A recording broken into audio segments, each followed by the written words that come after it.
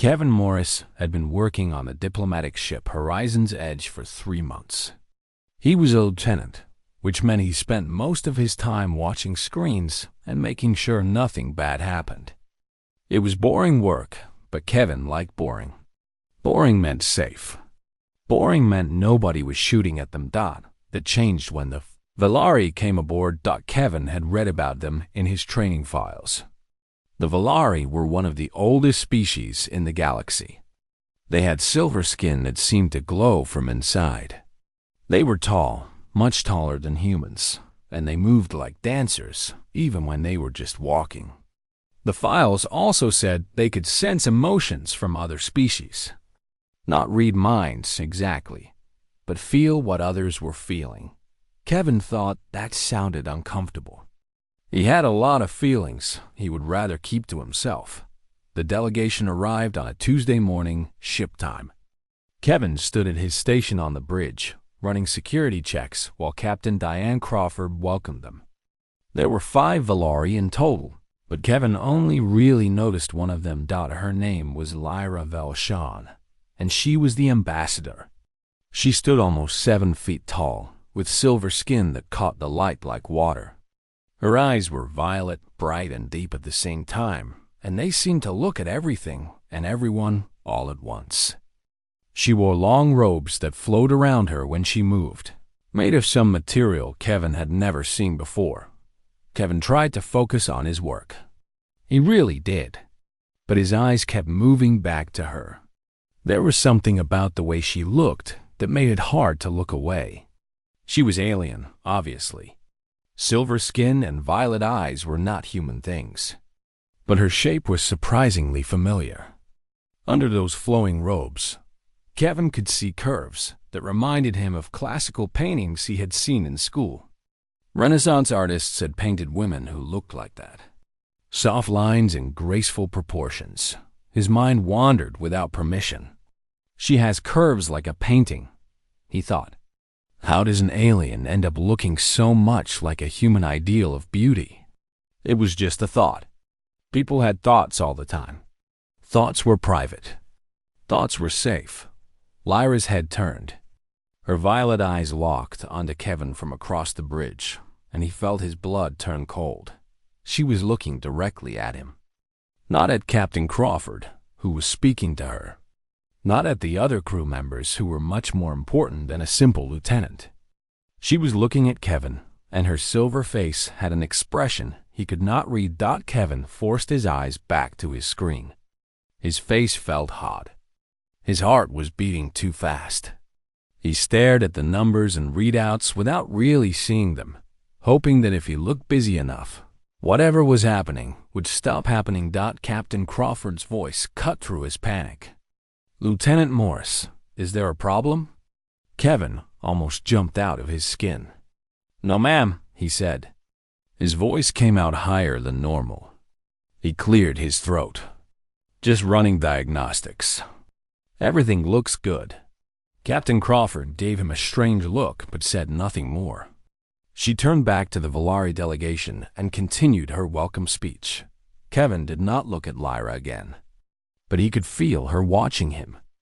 It was like standing in sunlight, except the warmth came from her attention instead of a star. He kept his eyes on his screen for the rest of the meeting, checking the same numbers over and over again. When the Valari finally left the bridge to go to their quarters, Kevin let out a breath he did not know he had been holding. Commander Pete Lawson walked over to his station. Pete was Kevin's direct boss, a tall man with gray hair and tired eyes. He had been in space for 30 years and had seen everything at least twice. "You okay?" Pete asked. "You look like you were about to pass out." "I'm fine," Kevin lied. "Just tired." Pete did not look convinced, but he also did not push.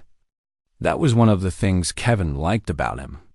Pete knew when to leave things alone. Kevin finished his shift in a daze.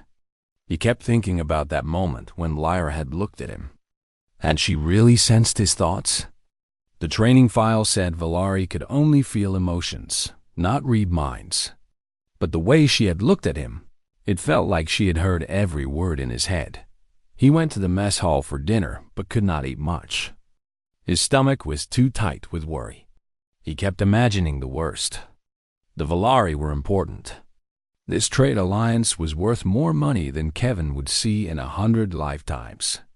If he had somehow offended their ambassador, if his stupid wandering thoughts had caused a diplomatic incident, his career would be over. Maybe worse than over. He was pushing food around his plate when his communicator beeped. Kevin looked at the message and felt his stomach drop even further. Ambassador Valshan requests your presence in her quarters. Immediately. Kevin read the message 3 times, hoping the words would change. They did not change. He stood up slowly. Other crew members in the mess hall looked at him, probably wondering why a simple lieutenant had been summoned by an alien ambassador. Kevin wondered the same thing. He hoped it was for some boring reason. Maybe she needed help with the door controls. Maybe she wanted to know where to find extra blankets. He did not believe it was about blankets. The walk to the ambassador's quarters was the longest walk of Kevin's life.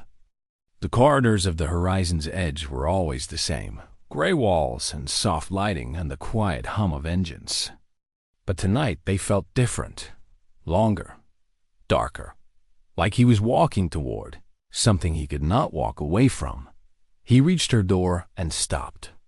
His hand hovered over the panel that would announce his presence. He thought about running. He thought about pretending he had never gotten the message. He thought about a lot of things. Then he pressed the button. The door slid open, and Lyra stood there waiting for him. She had changed out of her formal robes into something simpler, a fitted garment that made Kevin's earlier observations even harder to ignore. Her silver skin glowed softly in the dim light of her quarters. "Come in, Lieutenant," she said. Her voice was like music, if music could make you feel terrified. "We need to talk about what you were thinking on the bridge." Kevin's mouth went dry. He stepped inside, and the door closed behind him with a soft sound that felt very final. He was trapped now. Trapped with an alien who could read his thoughts, who knew exactly what he had been thinking about her body, and who probably had the power to end his career with a single complaint. Kevin had always known his wandering mind would get him in trouble someday. He just had not expected it to happen like this. Kevin stood in the ambassador's quarters and tried to remember how to breathe. The room was dim, lit by soft lights that came from nowhere he could see. Valari furniture filled the space, all smooth curves and strange shapes that did not look comfortable for humans. The air smelled different too, like flowers he had never seen. Lyra walked past him, moving deeper into the room. Kevin watched her go, then quickly looked at the floor. Looking at her was what had gotten him into this mess. "You may sit," Lyra said. She pointed to something that might have been a chair. Kevin sat. The furniture moved under him, trying to match his shape. It did not quite succeed. He felt like he was sitting on a very slow animal. Lyra sat across from him. Her violet eyes studied his face with an intensity that made Kevin want to disappear. He had been looked at by commanding officers, by angry drill sergeants, by his mother when she knew he was lying. None of them had looked at him like this. "You were thinking about my physical form," Lyra said. She did not ask. She stated it as a fact. Kevin's heart stopped, then started again much too fast. "Ambassador, I can explain. There is nothing to explain. I know what you thought. I heard it." Kevin blinked. "Heard it?" The file said Valari can sense emotions, not thoughts. "The files are incomplete." Lyra tilted her head slightly. It was a strangely human gesture. "We can sense emotions, yes. But when an emotion is strong enough, when it has enough force behind it, we can also perceive the thoughts connected to it. Your mental discipline is poor, Lieutenant. Your thought was very loud." Kevin wanted the floor to open up and swallow him whole. "I am so sorry," he said. The words came out in a rush, falling over each other. It was completely wrong of me. I meant no disrespect to you or your people. I understand if you want me removed from my position. I understand if you want to file a complaint. I will accept whatever consequences. Stop. Kevin stopped. Lyra leaned forward slightly. Her silver face was still impossible to read, but something in her eyes had changed. You misunderstand why I called you here. Kevin waited. He did not trust himself to speak. I summoned you because I am confused, Lyra said. In my 200 years of life, I have encountered many species. I have felt their emotions when they looked at me or others of my kind. Most of them, when they find us attractive, think in certain ways. They think about taking, about owning, about using. Their appreciation is not really appreciation. It is hunger wearing a polite mask. She paused, and Kevin realized he was holding his breath again. But your thought was different, Lyra continued. You found me beautiful, yes, but there was no hunger in your thought, no desire to possess. You simply appreciated, like someone looking at a sunset or a work of art. You thought I looked like something from a painting. That was a comparison to beauty, not a plan for conquest. Kevin did not know what to say. I mean, yes? I just thought you were beautiful. That's all it was. I wasn't planning anything. I know. That is what confuses me. She stood and walked to a window that looked out at the stars. Her silver skin reflected the distant lights, making her look like she was made of the same stuff as space itself. When the Valari first began traveling to other worlds, we were shocked by what we felt from other species. So much greed, so much desire wrapped in violence. We learned to protect ourselves. We learned to be careful.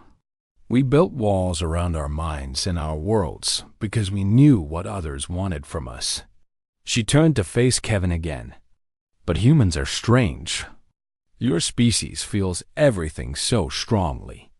Love, hate, fear. You are like storms walking around in soft bodies. Yet, when you look at us, even when you find us attractive, you do not think about conquest. You think about beauty, about appreciation, about connection. Kevin shifted in his strange chair. We're not all like that.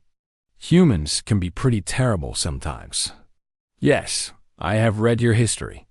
Wars and cruelty and all the darkness that lives in thinking creatures.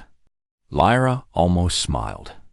It was a tiny movement, just a slight curve of her silver lips, but Kevin noticed it.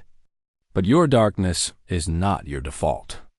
When a human sees something beautiful, their first thought is not how to take it. Their first thought is simply that it is beautiful. That matters more than you know. Kevin felt strange. He had expected to be yelled at, threatened, maybe kicked off the ship. He had not expected an alien ambassador to tell him that his inappropriate thoughts were actually a point in humanity's favor. I still shouldn't have been thinking about your figure during an official meeting, he said. That was wrong of me. Now Lyra did smile, a real smile that changed her whole face. It made her look younger somehow, less like an ancient alien diplomat and more like a person who found things funny. Lieutenant, I have been in hundreds of official meetings. Do you know how many times someone has thought about my figure during them? Kevin shook his head. Nearly all of them. You are not special in that way. What makes you special is what came after. Most beings feel desire, then feel entitlement. They want, so they believe they should have.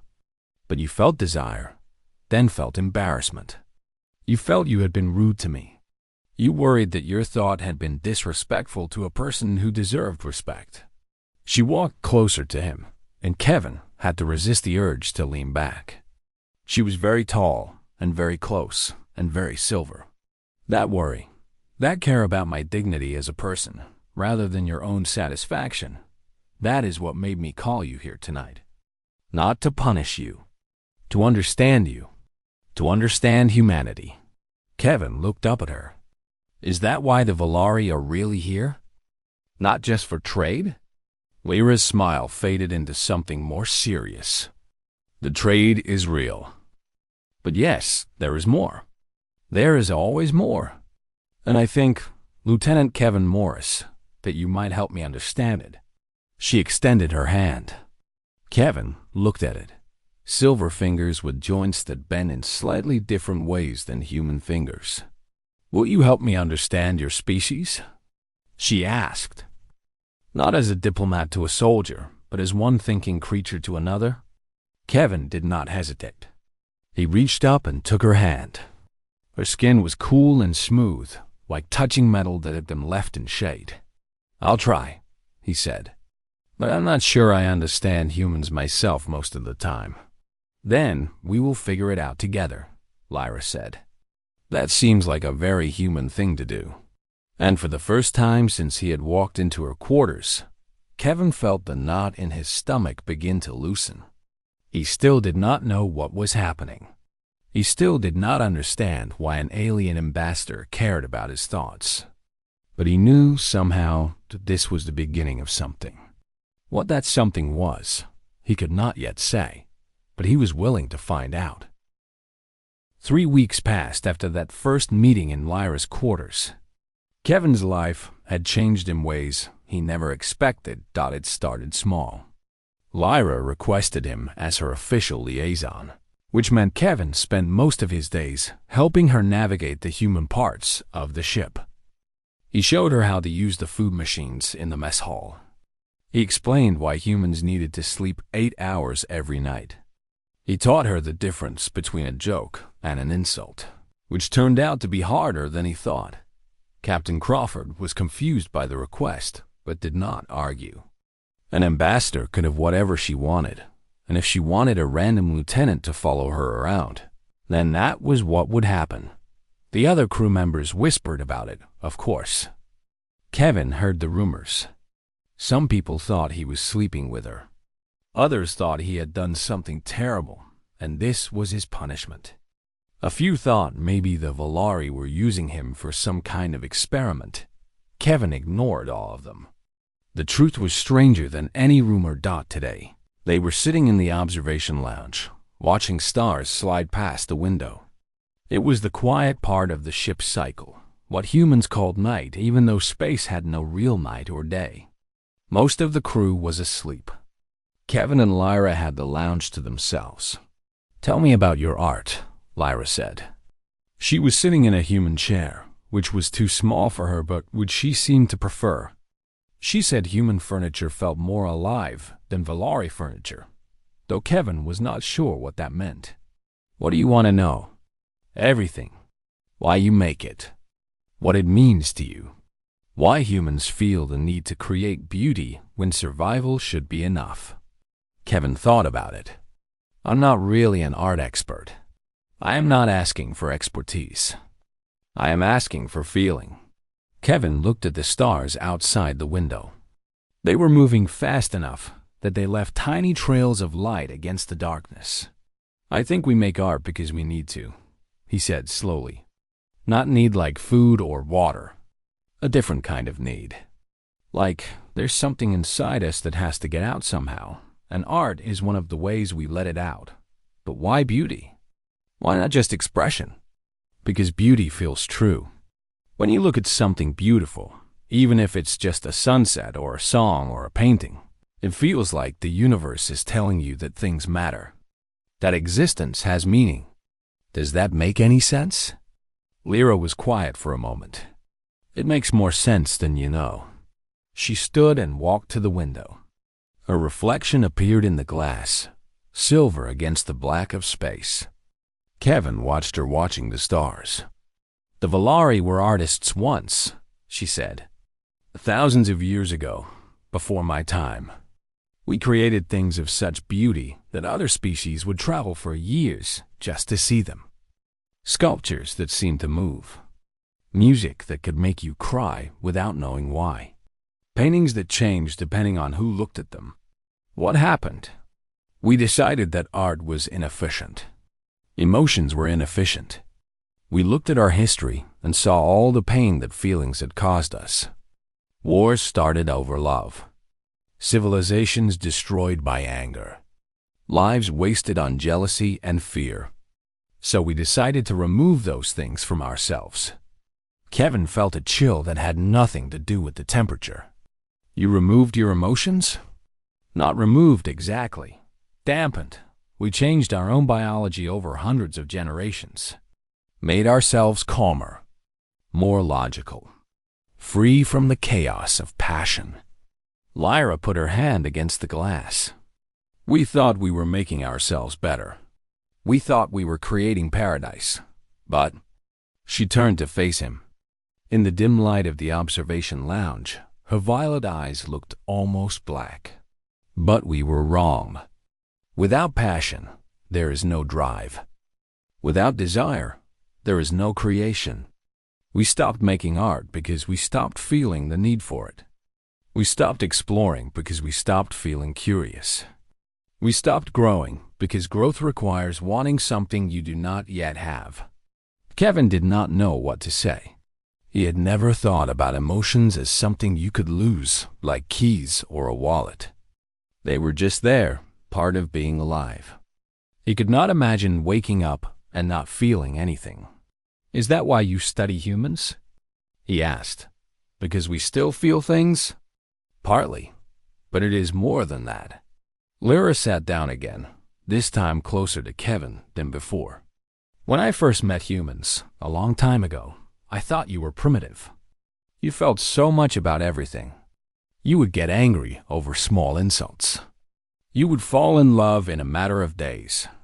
You would cry at stories you knew were not real. It seemed foolish to me. And now? Now I see that those feelings are not foolishness. They are fuel. Humans do impossible things because you feel strongly enough to try. You climb mountains because they are beautiful. You write poetry for people who will never read it. You send ships into space just to see what is out there. You are driven by something that the Valari gave up long ago. She reached out and touched Kevin's hand. Her fingers were cool and smooth, and he felt that strange brush against his mind again. Not reading his thoughts, but something gentler, like a door opening slightly. When you thought I was beautiful, Lyra said, I felt something I have not felt in 200 years. A spark. A tiny flame of something that used to burn in all Valari hearts. Your appreciation, your simple human ability to see beauty and feel moved by it, that woke something in me that I thought was dead. Kevin looked at their hands, silver touching pink. What are you saying? I am saying that humans have something we need. Not technology or resources or military power. Something far more valuable. Her violet eyes met his. You have the ability to feel. To truly feel. And I think, if we stay close to you long enough, we might remember how to feel again too. The stars continued their endless slide past the window. Kevin thought about everything Lyra had told him. About a species that had given up its heart to find peace and found emptiness instead. About the way humans rush through life, feeling everything at once. Too much and never enough. About how different they were, and how maybe they needed each other anyway. Is that what this alliance is really about? He asked. Not trade? Not politics? Just learning how to feel again? Yes, Lyra said simply. Though my people do not know it yet. Most of them have forgotten what they lost. But I remember. A few of us remember. And we think humanity might be the key to getting it back. Kevin squeezed her hand gently. Then I guess we better teach you everything we know about being stupid emotional creatures. Lyra made that small smile again, the one that changed her whole face. I would like that very much. Outside the window, the stars kept moving, indifferent to the small moment happening in the lounge. But Kevin had a feeling that this conversation, in this quiet room, would change more than just two people. It might change the shape of everything to come. He just did not know how much yet. 2 months into the voyage, Kevin knew Lyra better than he knew most humans. They talked every day, sometimes for hours. She asked him questions about human life that no one had ever asked before. What did it feel like to be angry? Why did humans laugh at things that were not funny? What made a song sad instead of happy? Kevin answered as best he could. Sometimes his answers satisfied her. Sometimes they led to more questions. Sometimes they sat in silence together, watching space go by, and that was enough. Today was different. Today, Lyra had asked to meet him in her quarters again, and there was something in her voice that worried him. She sounded tired. She sounded old, even though she looked the same as always.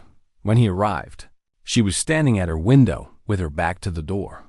She did not turn around when he came in. "Close the door," she said. "What I am about to tell you cannot leave this room." Kevin closed the door.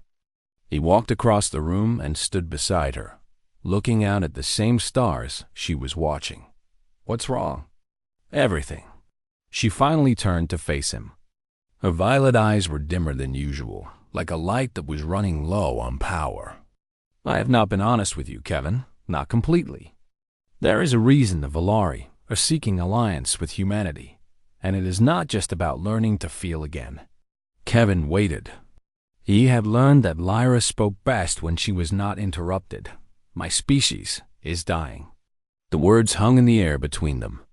Kevin felt his stomach drop the way it did in combat simulations when the artificial gravity failed. "What do you mean, dying?" "I mean exactly what I said. The Valari are going extinct." Slowly, quietly, but certainly. Lyra walked away from the window and sat down heavily in one of her strange chairs. For the first time since Kevin had known her, she looked tired. When we removed our passions, we did not understand what we were truly removing. Passion is not just about art, or love, or anger. Passion is the engine of life itself. Without it, we have no drive to continue. But you're still here. Your civilization is still functioning. Functioning, yes. But not growing. Not renewing. Lyra closed her eyes. Our birth rate has been declining for 10 generations. Valari simply do not feel the urge to have children anymore. Why would we? Children require hope for the future, and hope is a form of passion. Children require love, and love is a form of passion. Without these things, reproduction becomes just another task to complete, and we have found that tasks without feeling behind them eventually stop being completed. Kevin sat down across from her. His mind was racing, trying to understand what she was telling him.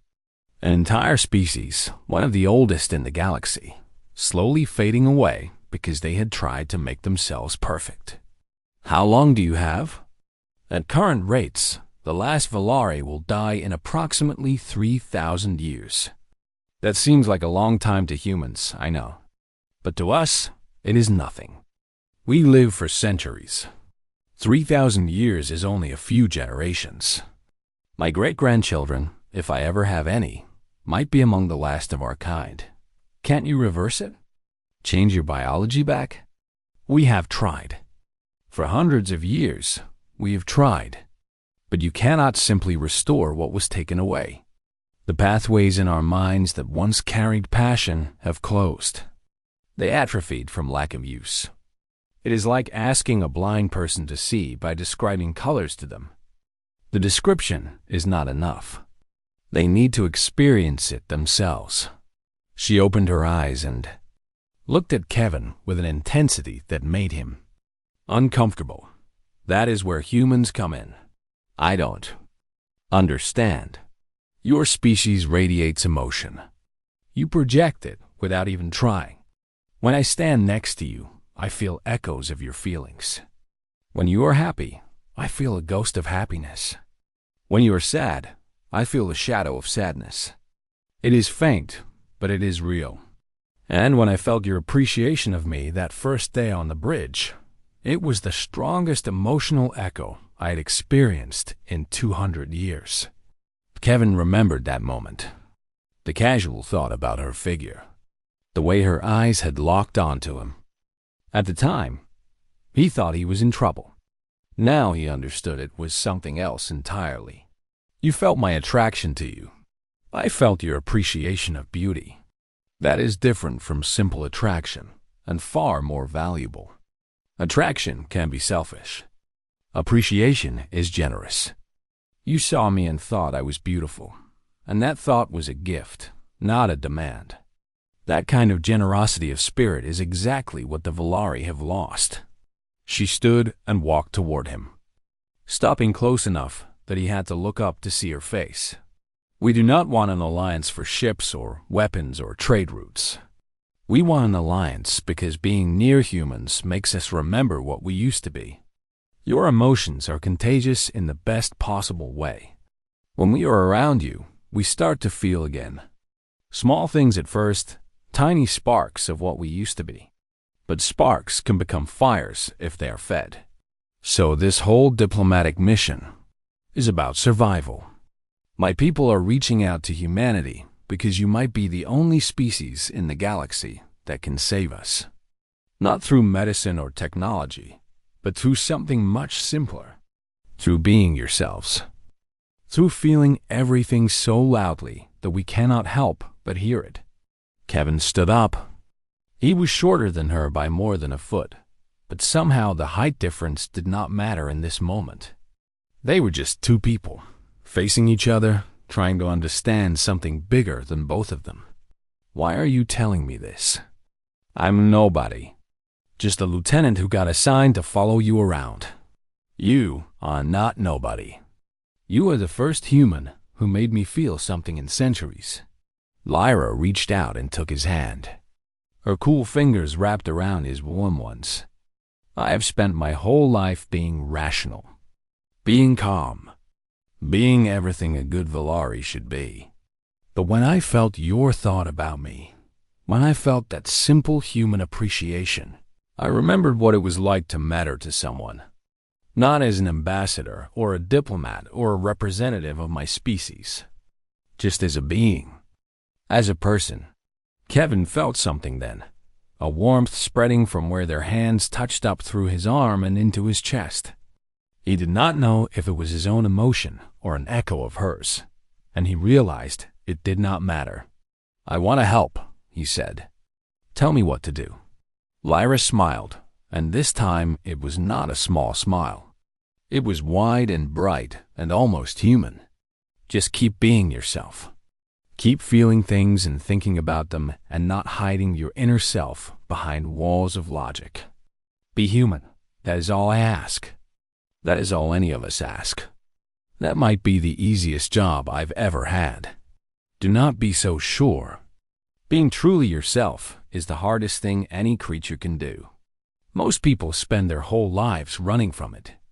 Kevin thought about that. He thought about all the times he had hidden his feelings.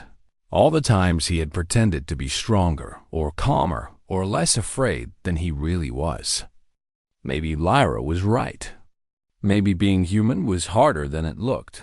But standing here, holding the hand of an alien who needed him to feel things, Kevin decided he was ready to try. For her people, and maybe, in some small way, for his own. The stars outside continued their eternal dance, uncaring and cold. But inside this room, something warm was beginning to grow. The day came for the Volari delegation to leave. Kevin had known it was coming, had watched the calendar count down, but somehow it still felt sudden. 3 months had passed like 3 weeks. He was not ready.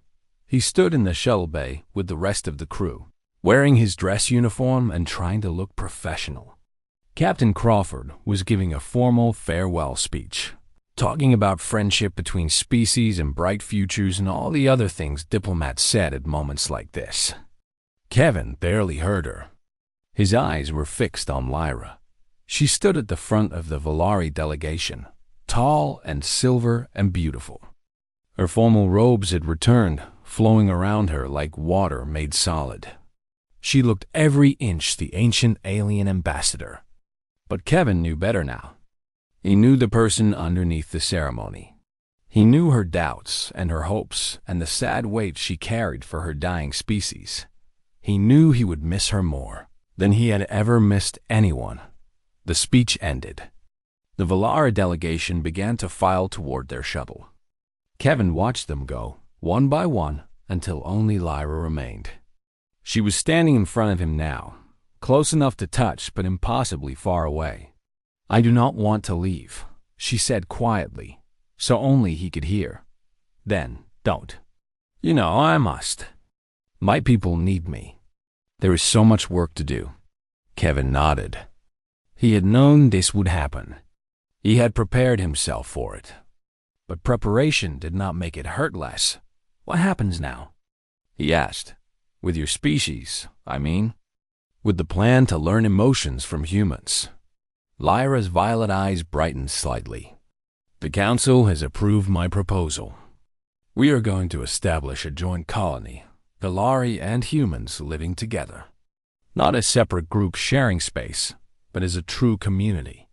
Mixed schools, mixed neighborhoods, mixed lives. That sounds complicated. It will be, but it is also our best hope. The only way to learn emotions is to experience them, and the only way to experience them is to live among those who feel freely." She reached into her robes and pulled out something small. "I have been authorized to extend an invitation."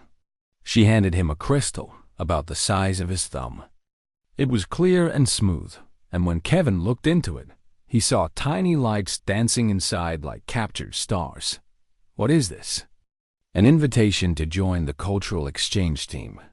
You would come to the colony as a representative of humanity. Not as a soldier or a diplomat, but as yourself. As a human being, living your life, feeling your feelings, being an example of everything your species is." Kevin stared at the crystal. His heart was pounding so hard, he was sure everyone in the shuttle bay could hear it. "You want me to come with you?" "I want you near me. Selfishly, personally, I want you near me because you make me feel things I had forgotten how to feel. But also practically, professionally, I want you near me because you are exactly the kind of human the Valari need to meet. Honest, open, unafraid to think loudly and feel deeply." "I'm afraid all the time," Kevin admitted. "I know. I can feel it. But you do not let your fear stop you from feeling everything else. That is what we need. That is what we have lost." Lyra put her hand over his, closing his fingers around the crystal. "Say yes, Kevin. Come with us. Help us remember what it means to be alive." Kevin looked at the crystal in his hand. Then he looked at Lyra. Then he looked around the shuttle bay at the ship that had been his home for the last 3 months. At Captain Crawford and Commander Lawson, and all the other humans who would continue their lives in space without him. He thought about what he would be leaving behind. His career, his species, everything familiar and safe. He thought about what he would be going toward. The unknown, the strange. An alien world full of silver people who had forgotten how to feel. He thought about Lyra, who had looked at him that first day and seen something worth studying, who had called him to her quarters and made him understand that his wandering thoughts were not a failure but a gift, who had held his hand and told him that being human was exactly what the universe needed. "Yes," he said. The word came out clear and strong, surprising even himself. "I'll come with you." Lyra's face transformed. It was like watching a light turn on in a dark room. She smiled, really smiled, and Kevin felt the echo of her joy ripple through his mind like a stone thrown into still water. "Thank you," she said. "Thank you for being brave enough to try." "That's what humans do," Kevin said. "We feel too much, and we do stupid things, and sometimes it works out anyway." "Yes, that is exactly what you do. And it is wonderful." She did something then that shocked everyone watching. She stepped forward and wrapped her arms around Kevin, pulling him into an embrace. Her silver skin was cool against his uniform. Her robes smelled like flowers from a world he had never seen. And through the contact, through the touch of her body against his, Kevin felt something incredible. He felt her emotions. Not just echoes or shadows, but the real thing.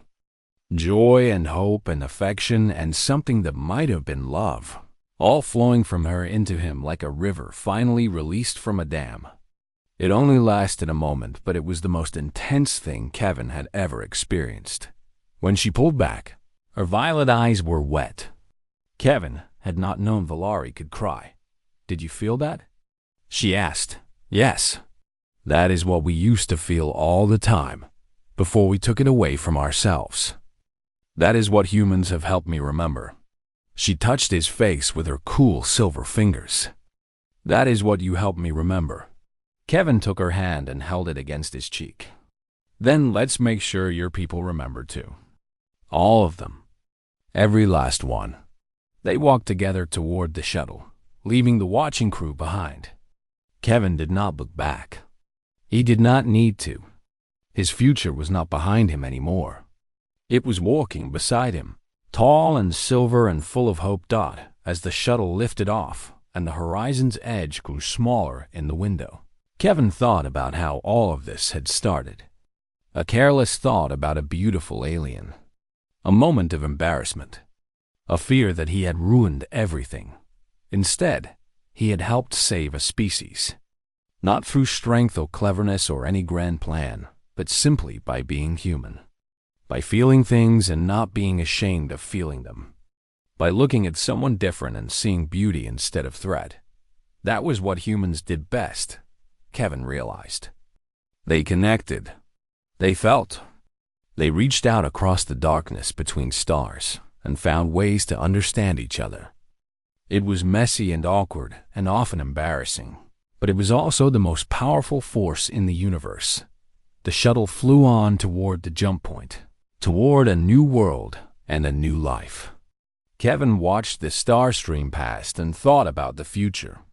It was unknown and scary and absolutely wonderful. He could not wait to see what happened. Next, Lyra reached over and took his hand. Her fingers were cool, but the feeling that passed between them was warm. "What are you thinking?"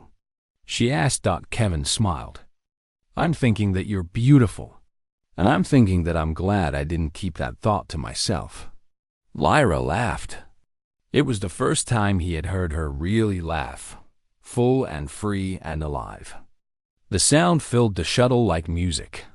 "So am I," she said. "So am I." And together, they flew toward a future neither of them could have imagined, but both of them were ready to face. Because that was what it meant to feel. That was what it meant to hope.